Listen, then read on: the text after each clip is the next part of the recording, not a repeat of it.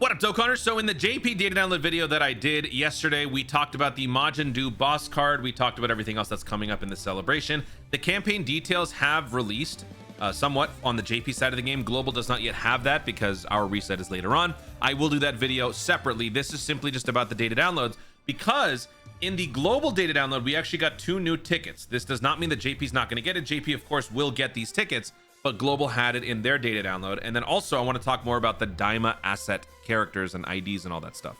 So let's start with these tickets right here. So let me just scroll down.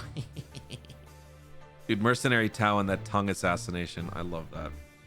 Love it. Love it. By the way, dude, the music in this, I'm so glad I have not yet done my OST tier list stream, because without question, this guy is #1, if not #2, in terms of even, dare I say, both of his OSTs. It's that good, that good. Go check it out. I think we've got a few channels that have already dropped it, so check it out. I'll try to link it if I remember. But anyway, let's scroll down here and take a look at those tickets. Goku versus Majin Buu. We'll get back to that. Okay. Oh my God. Actually, hold on. Can I just ramble about something real quick? Let me just go off on a tangent. Can I just say, this is just a me problem. I hate this. This unique ID marker number thing really bothers me. This is something that Dokkan does that is really annoying, and this needs to stop. Like, these special tickets cannot be used on other celebrations. It's very clear they have to be used within a certain time frame, at which point they become obsolete. Is it not something where we could simply have the same ticket used again on the next celebration? I know this is probably something that can be explained in, you know, gamer developer talk and all that stuff. I'm just a cranky fan who finds this very annoying. And more specifically, if you look in the Baba shop, when you're trying to convert characters into points or items or whatever, you have to scroll past all of this. Like, why do I need to see legendary summon coin limited #6? I mean, sure, you may have characters from that time period, but it's not like it's going to matter if you convert it into that limited coin. It then gets auto converted into legendary summon, carnival, or Dokkan festival. Hey dummies, get rid of this. This is annoying. I'm just being cranky. I know that this is something, you know, Toon whining about something that takes 2 swipes of the thumb. I am aware, but it's just annoying. Okay, I know some of y'all agree with me. Anyway, tangent over. Let's get back to this. So we got the strawberry ticket, we got the glacier freeze blueberry blast ticket. These are, I'm assuming most of us are thinking this, it's the summon point tickets. So if you guys forgot, the summon point system is going to be dropping with this Mercenary Tao. The summon point system, you can obtain a summon point by doing a 10-unit multi. This excludes the free ticket summons because those are only 7-unit multis. Once you have obtained a certain amount of summon points, you can exchange them for exclusive summon tickets. Those summon tickets can either be Dokkan festivals or legendary summon, or no, I'm trying to find the text. There you go. Or legendary summon carnivals. Although here it says carnivals and legendary summons. I think that still means that both apply to the same ticket, but that's what that is. And just to remind you guys, summon points cannot be obtained by performing singles. The amount of summon points you obtain is limited, and the characters available in that exclusive summon are different from the banner that you were going to be, you know, like the Mercenary Tower, for example. The characters there will not be on the other ones. So just wanted to point that out there. That's what this is. We will know the more details. We will see the banners when the summons start tonight. I will be going live on the channel, so make sure you guys join me. Even if you're not going to be summoning for the Mercenary Tower outside of the free tickets, you should still check out the banners to see what they're like, just to see in the future if banners will have that similar sort of quality or exceed it, or maybe, you know, not exceed that. So that's it for the ticket portion. Now let's talk about the Daima stuff.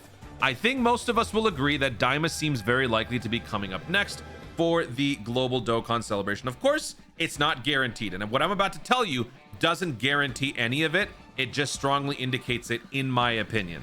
So again, some of you might disagree and you might just call this cope, which is completely fine, but I want to talk about it because for me, this is pretty hype. So Proton pointed this out in the data download post. He didn't end up in the miscellaneous folder either. He has his own character ID folder, 1463. This is of course referencing Third Eye GOMAH, King GOMAH, Demon GOMAH, whatever we're going to call him. This character has his own ID. This generally means that that character is going to be associated with some sort of a summonable unit. So the fact that this guy has his own ID makes me think that he is going to be summonable, if not sooner rather than later. Of course, they could totally drag this out, as I think some cynical people are definitely thinking, but with good reason. They're cynical for a reason, because you know what? They've been taking their sweet time. All the other games have really embraced the Daima in their games. I think even Kakarot is about to release their Daima DLC, but Xenoverse has it, Legends has it. I mean, like, I think the card game has it, but Dokkan hasn't really gone fully in. We've got a few characters, but not, you know, the major climactic showdown stuff.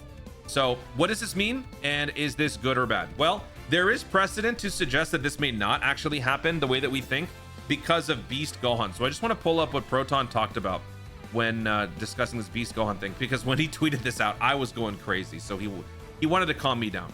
He was just playing devil's advocate. So this is what he says. Let me explain why I'm not immediately saying that he's coming. This happened before with Beast Gohan, where he had his own character ID 1313 when Physical LR Ultimate Gohan was released, but that character ID was never added to the database. They ended up using another character ID for Beast Gohan's actual card 1 year later. It's very rare, but it's happened.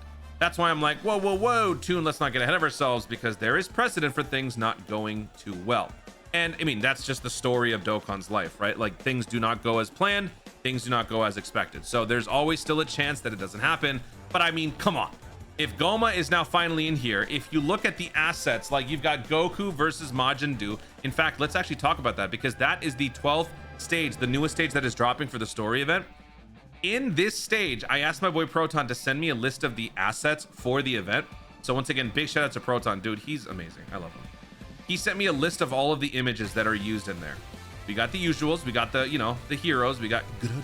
We got Tamagami 1. We got GOMAH. We got Arinsu. We also have this girl, you know, the one who takes the eye from Hybis and gives it to GOMAH. They ID her as Bijo, which is like beauty. It's funny. She will never have a name. I think on like the Dragon Ball Wiki, people call her the beautiful girl with a hat or something like that. So yeah, she's in here. GOMAH, Puny is in here, and then we got the big boy GOMAH. Like, everyone is here. This is very obviously setting up for that. It's gonna end, stage 12 is gonna end with the King GOMAH showing up. I wish that they could have had like an asset for the hand, because you know how his hand emerges from the castle and he kind of like grips the roof and then steps out. That would have been nice. But I mean, it's a story event in Dokkan. It's not some high-end production. Maybe in a couple years when they do like a Dragon Ball story version of this, they'll go a little further. But yeah, this is what they're gonna do. Actually, you know what? Yeah, whenever we do get the Dragon Ball story version of this story event, they will have cutscenes. Those cutscenes will be the various animations of characters. I think GOMAH's intro animation will be his hand. Like, he'll probably have the one where the eye gets stuck onto his forehead, he starts convulsing, and then he like gets bigger and his hand comes out of the roof. I think that would be the entrance animation, which would be pretty exciting. So yeah, this, I mean, again, this doesn't confirm anything, but this is just me coping here. And then also, this is the ending text for stage 12. With the evil third eye acquired, GOMAH had transformed completely into a giant standing in the way of Goku and friends. The stage for the grand showdown in the demon realm has been set. Dude, they are setting up for the epic climactic showdown. That has to be Global Dokkan Celebration. I've seen some people talk about Namek Saga. Namek Saga would be cool. I have nothing against Namek Saga, but with all the fanfare around Daima, this is the time to capitalize, not to wait until 11th anniversary. I think if we drag this out any longer, the intrigue will just wane. Like, people just will not, I don't know if they won't care. Of course we'll care.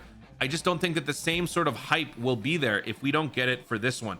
Starting off a brand new tradition with a brand new Global Dokkan Celebration led by the newest chapter in the Dragon Ball lore would be an epic way to start this new tradition in Dokkan's timeline.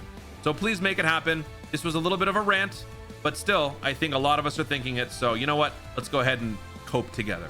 And if it doesn't end up happening, it's classic Dokkan. You can go ahead and blame me. It'll be my fault because, you know, I do talk to Amatsu on occasion. Amatsu's doing well, by the way. He knows that you guys miss him.